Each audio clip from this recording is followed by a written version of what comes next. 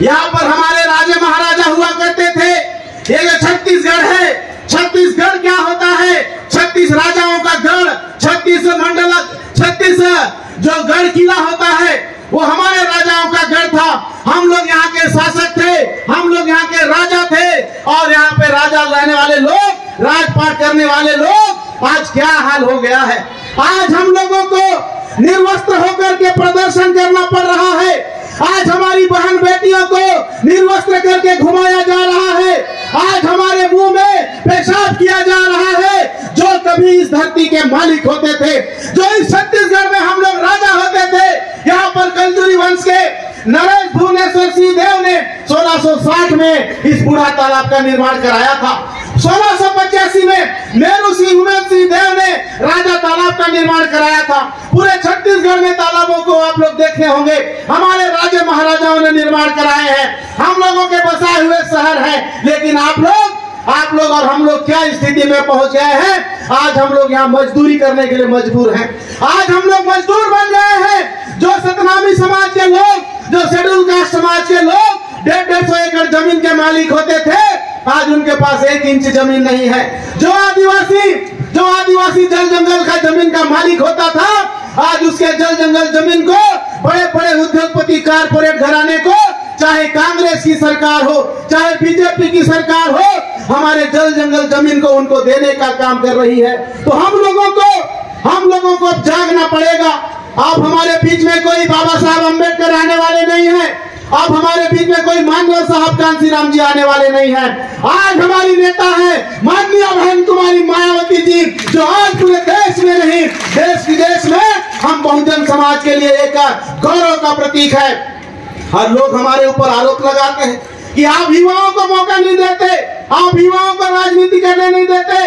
आज हमारे राष्ट्रीय कोऑर्डिनेटर माननीय आकाश आनंद जी अपना घर छोड़ करके गांव-गांव के दौरे पे निकल गए हैं। आज वो राजस्थान में दौरा कर रहे हैं और छत्तीसगढ़ की धरती पर भी आने वाले हैं। आज बहुजन समाज पार्टी और हमारी नेता माननीय बहन कुमारी मायावती जी युवाओं को मौका दे रही है। आज बुजुर्ग लोग लगे हुए हैं, अपने अनुभव का आशीर्वाद देने के लिए हमारे साथ लगे हुए हैं। जितना भी छत्तीसगढ़ के अंदर में हमारे जिले के अध्यक्ष है, विधानसभा के अध्यक्ष है, पूरे युवा लोग हैं, आप सब लोग लगे हुए हैं और बहुजन समाज पार्टी युवाओं के साथ खड़ी है। बहुजन समाज पार्टी महिलाओं के साथ खड़ी है। बहुजन समाज पार्टी गरीबों के साथ खड़ी है। बहुजन समाज पार्टी इस देश के संविधान के साथ खड़ी है। इसीलिए हम लोग कहते हैं कि बहुजन समाज पार्टी का घोषणा पत्र क्या है? बहुजन समाज पार्टी का घोषणा पत्र भारत का संविधान है।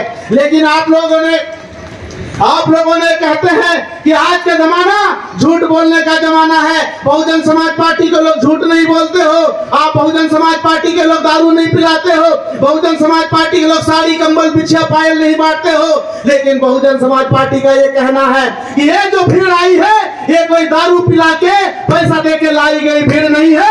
ये बहुजन समाज पार्टी की अपनी कमाई हुई भीड़ है। अपने साधन से, अपने गाड़ियों से, अपने खून पसीने की मेहनत से आप लोग यहाँ पर आए हो और इतनी बड़ी तादाद में आज ये छत्तीसगढ़ की भूपेश बघेल की सरकार को उखाड़ फेंकने का संकल्प लेने के लिए हम लोग यहाँ पे आए हैं।